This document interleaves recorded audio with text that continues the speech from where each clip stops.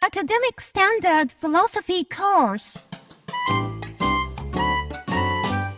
Hi everyone! In the 18th century, physics and chemistry branched off from philosophy and made dramatic advances, furthermore, sparking the Industrial Revolution. The reason for their great development was probably that they were based on objective experiments and mathematics, rather than subjective speculation. Meanwhile, mainstream philosophy was full of bizarre ideas and dogmatic directions as ever. After all, it is useless, and to study it is nonsense. Wait. Those in the 19th century also sought an objective and practical philosophy. They began with the observation of natural history, and came up with the evolution hypothesis. Adapting it, they developed the human sciences, such as economic politics, sociology, and psychology. Natural history was just a messy collection for wealthy dilettantes, like Emperor Rudolph II, and Irish Baronet Sloane. However, along with the Age of Discovery and colonial invasion, Swedish Knight Linné, and French Comte Buffon, undertook the academic organization of plants and animals. I hear Enlightenment Buffon's National Museum was rather the very hidden headquarters of the revolution. At the same time, a medical doctor in Vienna, Mesmer, was a dilettante of natural science, and believed that the world is filled with something like ether, and that it would be the substance of magnetism. Furthermore, he supposed that there is the magnetic substance in human bodies, and that the imbalance in a person causes some mental disease. So, he experimented with banquet, a group therapy, in which patients form a circle and hold hands. It achieved great success. He thought they would become one by their anima magnetism. Having become wealthy, he supported Mozart in his rebellion against the church and the nobility. His hypothesis was fishy, but as long as his group therapy worked, then well. On the other hand, following the two revolutions in the UK, Locke, Hume, and Adam Smith sought ways to shape the morals of an ideal civil society. They naively looked to human nature to pursue virtue for themselves. However, wealthy Bentham in London believed that all people are inherently selfish. He lived in the age of the American Revolution. Although he was admitted to the bar, he did not open a practice. Under the complex and bizarre British common law, everyone arbitrarily invoked and interpreted past precedents for his own interest. He was a successor of Hobbes, and the precursor to Schopenhauer and Kierkegaard. They regarded the human not as rational, like Descartes, but as a wild wolf. Nor was he a pessimist and a nihilist. He rather thought the law should be reformed, based on the fact that people are selfish. Pursuing their own individual happiness, people act. However, happiness is not a simple temporal pleasure, but the integration. Pleasure should be measured by the 7 dimensions: intensity, duration, certainty, propinquity, fecundity, purity, and the extent to the others. Happiness is estimated by the hedonic calculus of these products. Unlike Hume's impulsive man, we seem to be surprisingly calculating. Moreover, Bentham applied the same hedonic calculus to politics. He insisted we should adopt the policy aiming at the greatest happiness of the greatest number. However, individuals act only with their selfish interest in happiness.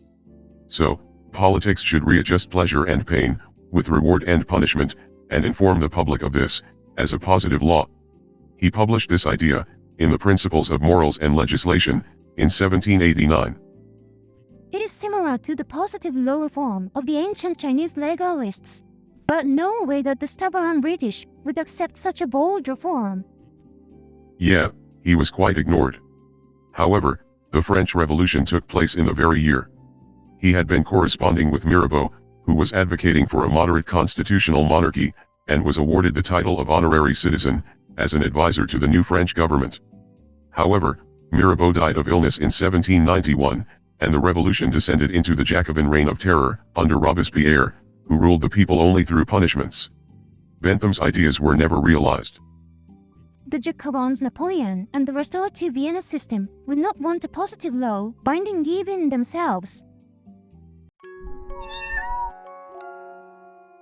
In 1784, the Vienna Mental Asylum was built. Gall was the doctor, but he was a mad anatomy buff.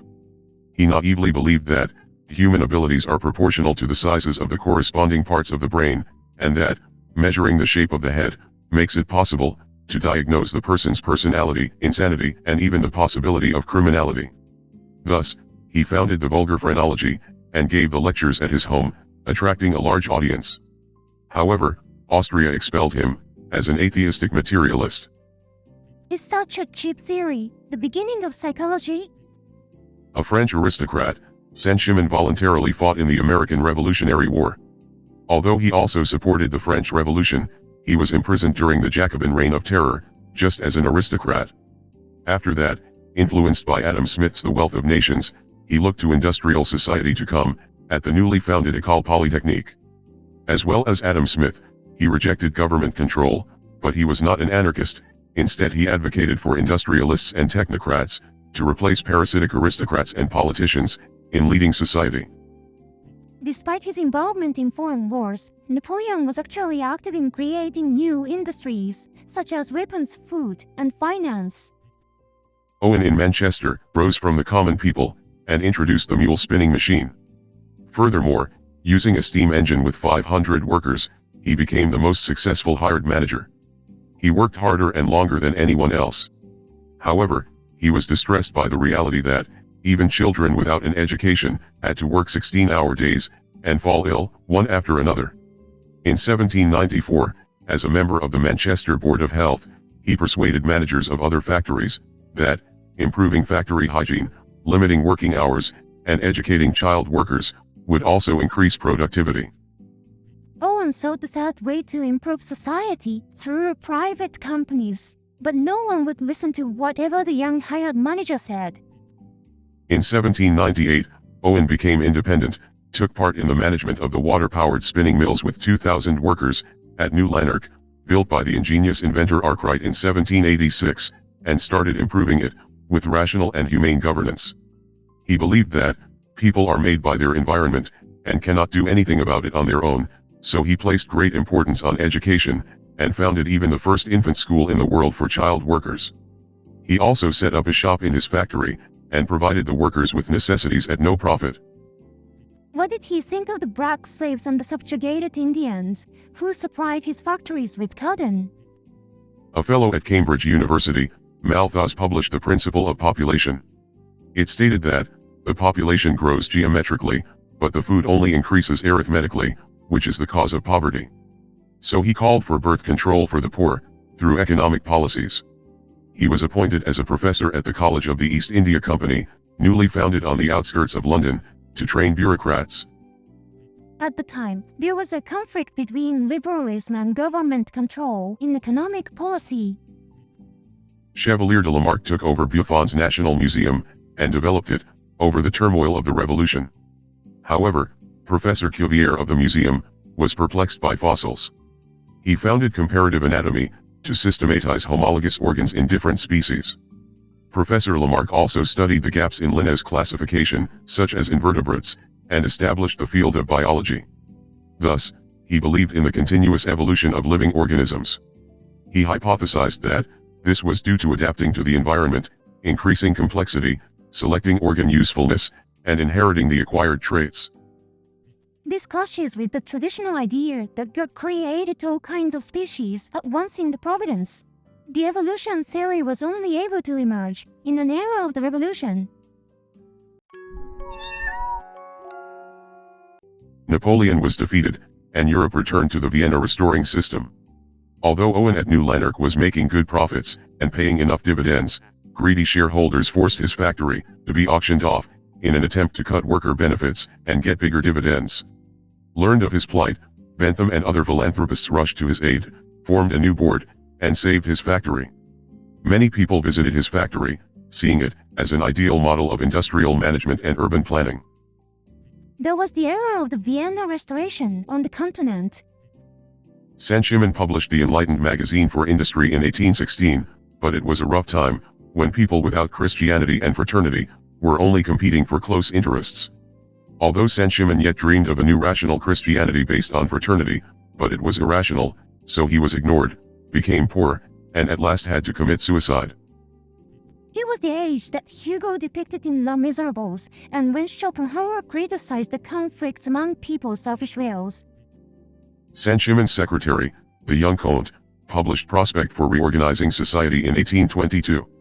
He emphasized the need for top-down reform, to achieve both order and progress. But, as well as his master Saint-Simon, he was also ignored, and could not even get the position of private lecturer. When he had no choice but to hold lectures at his home, many scholars, including the Prussian naturalist Alexander von Humboldt, requested to attend his lectures. However, poverty and marriage drove him to insanity, so his science system was slow to take shape. He was also a genius, for arrived too early. The US attacked the Native Americans, and robbed Indiana in 1813. German Lutherans established a village harmony, on its western edge. However, the 800 immigrants were all struggling and impoverished, so the organizers sold it, to Owen, in 1824. He dreamed of building an ideal community where people help each other, and attracted more supporters. But the newcomers all talked, and no one still worked there. Although Owen sold his new Lanark factory, and poured his all into the village, it was devastated within just a few years. The village lacked the industrial engine that Saint-Simon valued. Although Gall's phrenology was also banned in France, his assistant Spurzheim spread it to the UK. His performative lectures, in which he actually dissected a human brain, became a popular spectacle. Impressed by Spurzheim, Scottish lawyer Combe wrote the Constitution of Man, in 1828. According to it, natural laws is the constitution of animals, and being in line with nature, makes them happy. Phrenology teaches that humans, especially the whites, are the most superior of all animals, and that they can be happier by developing their intelligence and morals. The book was a huge hit, especially among Americans who live in nature. He became the chair professor of logic at Edinburgh University, and tried hard to establish public education. In the dilettante, the moralism of Hume and Adam Smith was combined with utilitarianism, phrenology, and evolution theory. Reviewing the history, Comte also identified the law of 3 stages of evolution: imaginative theology, logical philosophy, and positive science, which corresponded to military society, law-governed society, and industrial society. Thus, he arranged science in the order of mathematics, astronomy, physics, chemistry, biology, and furthermore, new sociology.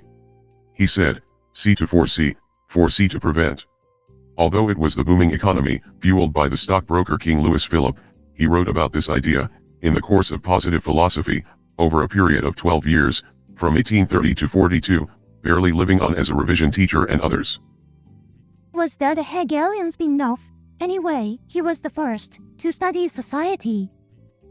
South America was a Spanish colony, but in the 19th century, countries gained independence one after another. The UK supported them, but in doing so, it effectively turned them into de facto colonies of the British Empire.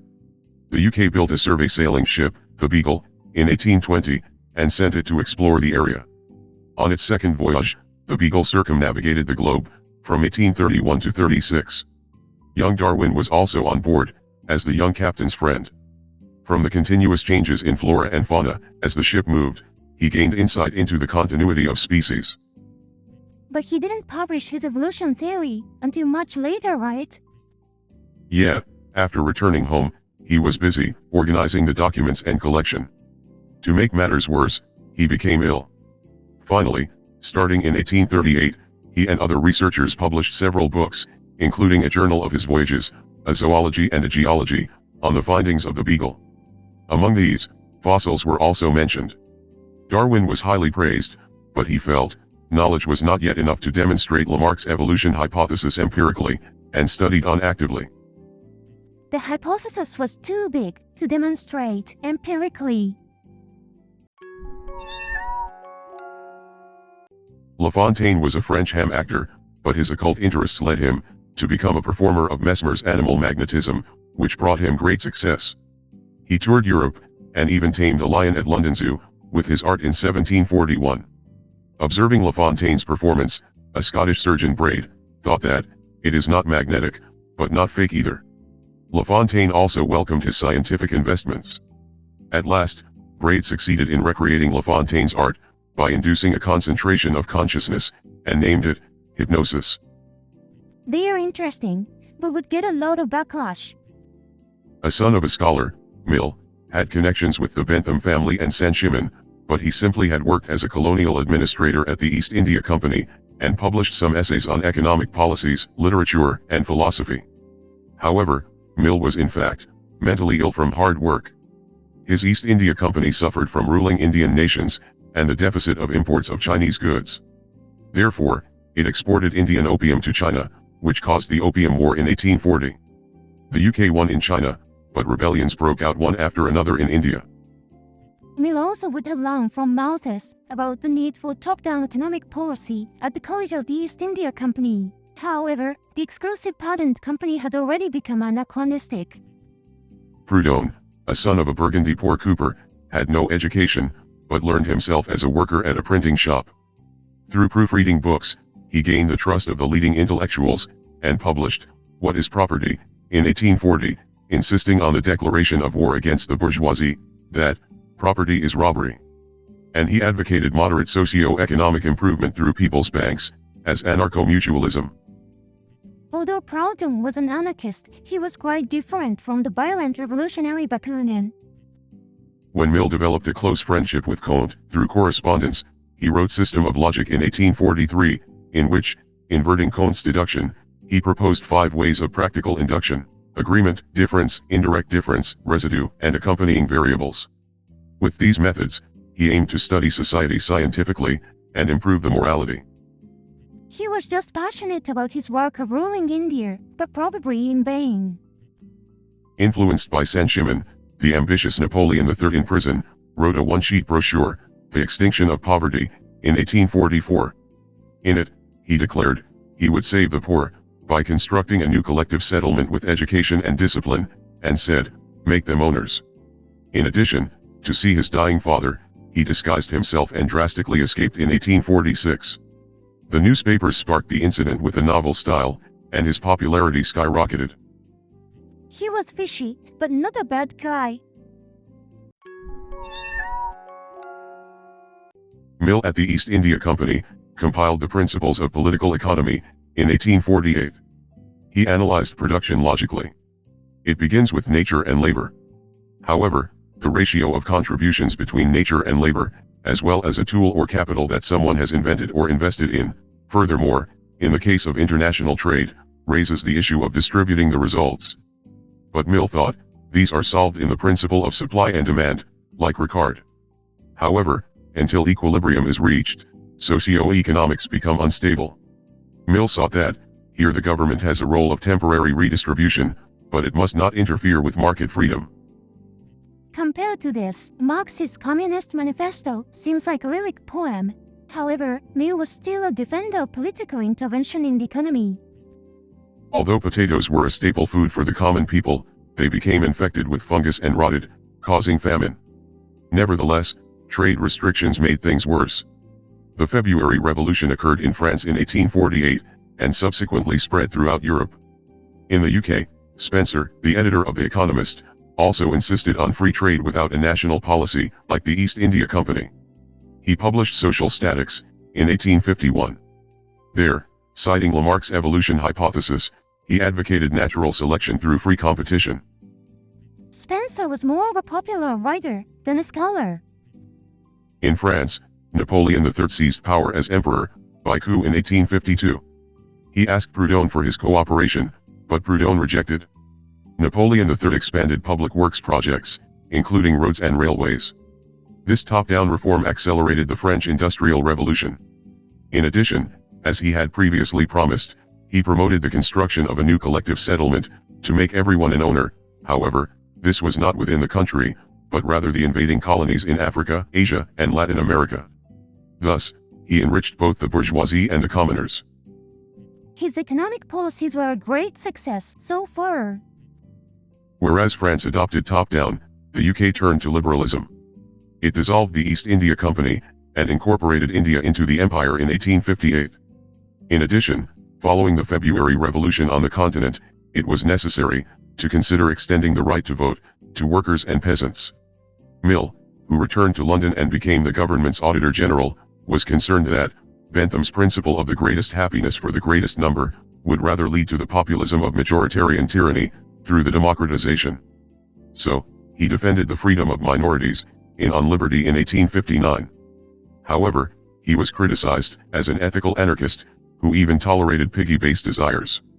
So, in Utilitarian of 1861, he introduced the quality of pleasure, measured by the public affirmability. It was originally impossible to calculate happiness in quantitative terms, as Bentham did.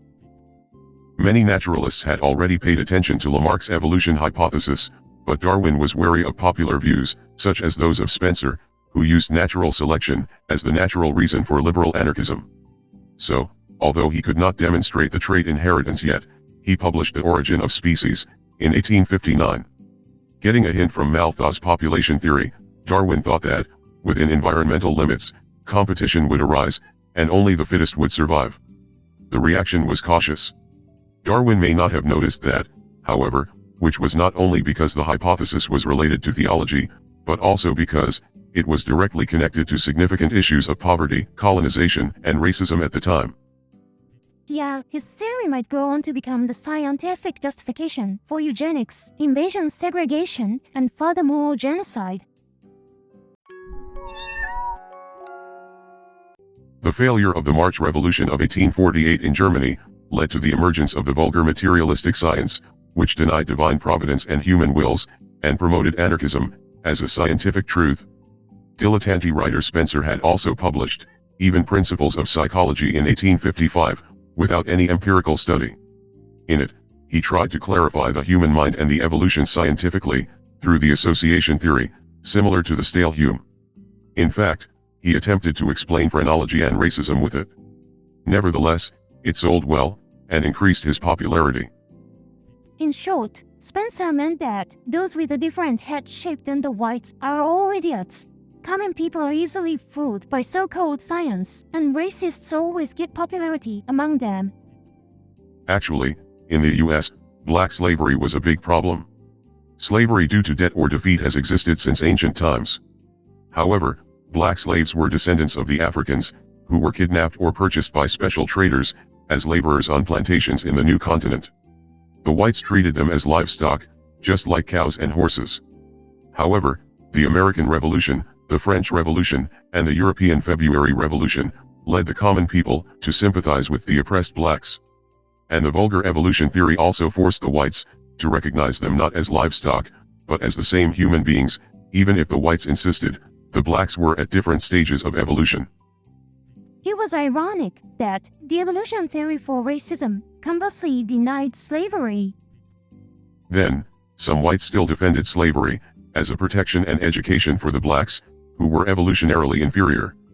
In addition, the developing northern industrial states sought economic independence as the new continental market, while the agricultural southern states relied on black slavery and exported commodities such as cotton, tobacco, and sugar to European markets, so they wanted free trade. In 1861, the anti-slavery Lincoln became president, and the Civil War began. The economic issue of top-down or liberalism became linked to the problem of the blacks. The American Civil War halted the export of cotton, resulting in a recession and unemployment in Europe. Various labor movements arose, and the International Workingmen's Association was formed in 1864. Marx also attended, but competed for the initiative with the Proudhonists and the Bakuninists. He published The Capital in 1866, in which, adding consideration of the historical evolution, he explained the inevitability of class struggle through scientific materialism. Although Marx criticized the vulgar materialistic science at the time for lacking the aspect of historical evolution, he was still a hitchhiker of the boom. Lange was a private lecturer in philosophy at Bonn University before, but now served as an executive of the International. However, he was bored with the shallow boom of the vulgar materialistic science like Marx. So he published History of Materialism in 1866, based on Kant and criticizing, it can treat only the superficial phenomena. He became a professor at Zurich University, and influenced many scholars and students, as Neo-Kantianism. No one would solve the Workers' Association, where guys who had not even been workers ever struggled for the initiative. Already Schleiermacher at Berlin University had said, expression is merely the result of the background, and he insisted on the need for hermeneutics. Influenced by him, Dilthey at Berlin University also thought that, we must interpret even the respective background, namely the context, and furthermore the worldview, through hermeneutics by circulating parts and the whole. This is mental science, distinct from natural science. Although every worldview claims its own absolute universality, it is in fact, just one of the many relatives. As long as no one has a transcendental worldview, no one can objectively assess the superiority or inferiority of others' minds, much less rank them in evolutionary order. Any proper philosopher after Kant would naturally think this way. Ex-priest Brentano at Vienna University divided psychology into the interpretive and the intrinsic ones. The former is hermeneutics as with Dilthey, a third-person approach that gathers various objective episodes of someone and reconstructs their inner worldview. The latter is self-explanation of what the person has experienced. Here, he dared to say, every cognition is in any way a sort of misunderstanding. Every cognition contains not only the object, but it is always accompanied by a subjective judgment, feeling, or desire, as one's own intention based on one's worldview. He was also on Kant's line. As the young neo-Kantian Professor Ben Dalband at Strasbourg University pointed out, mental science through hermeneutics would inevitably be idiographic, descriptive of the individuality of the objects. It was called Nominalism of Society. However, by observing the Franco-Prussian War and the Paris Commune, as well as traveling in North Africa, the Middle East, and even India, the bizarre dilettante giant, Lubon was convinced of the real existence of society or the national spirit, like Montesquieu, Goethe, and Wagner. Society is more than the sum of its individuals. He tried to explain that with phrenology, evolution theory, and even physics. According to him, quantity is energy, however, it rather serves to degenerate people, and exposes their wild collective mind, as hypnosis. Lubon brought to the table the reality of the insanity of people in the crowd. They are rather de-evolved barbarians. Wundt at Leipzig University was a strict nominalist, who affirmed only individual facts, and conducted scientific physiological experiments. However, based on mind-body parallelism, he distinguished psychology from physiology. The same stimulus to reaction is conscious as reason to will. To grasp and understand the subjectivity as mind, he studied especially illusions in perception and memory. Aha, if the human reaction is more than the physical one, then there is a mind at work. In the US, the genius Peirce was the son of a professor at Harvard University, studied at Harvard University, and became a lecturer in logic at Johns Hopkins University. To establish the objective philosophy, he came up with the innovative idea of defining abstract concepts by mathematical inverse functions from objective human behaviors. However, a certain third-rate scholar was jealous of Peirce and continued to obstruct Peirce's employment and publishing. Surprisingly, enemies are lurking in places close to us. James, a wealthy professor of psychology at Harvard University, supported the poor Peirce as his best friend. He named Peirce's idea pragmatism and applied it to psychology to make it an objective science. According to him, consciousness is the mathematical functions of the brain.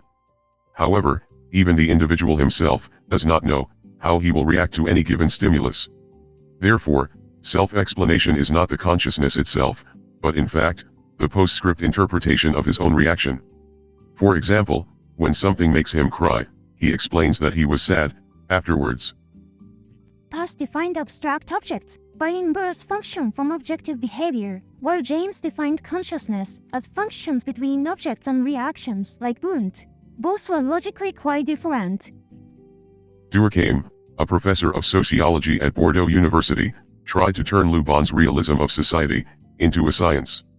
He also defined the real existence of the collective mind as a mathematical function. When an individual's behavior is uniformly distorted, like suicide, some collective mind is at work there. Therefore, no matter how much we analyze the psychology of individuals as in nominalism, we cannot grasp the collective mind, independent of any individual. As well, he argued, if we have lost the collective mind as enemy, far from becoming free, we will become so confused that we will be unable to even take individual behavior. Thus, he attempted to consider the collective mind from social facts, and also emphasized the importance of moral education for the sound collective mind. Mathematical function theory brought about great advances in psychology and sociology as science. On the other hand, Himmel, a private lecturer at Berlin University, had a hard time, because Professor Dilthey was a stubborn nominalist of society. Therefore, without assuming the existence of society, he rather studied how society is formed. He focused on the interaction process between individuals, for example, in conversation and trade. He called it socialization, formulated it as ruling, competition, specialization, imitation, intercourse, etc., and considered there the human distance. He also found that symbols like money work in these formulas. His formalist sociology was a precursor to structuralism. Mead studied under James at Harvard University, then traveled to Germany, to learn Wundt at Leipzig University, and the latest research trends. The oil tycoon Rockefeller founded Chicago University in 1890, and Mead was invited as the establishing members of the sociology department.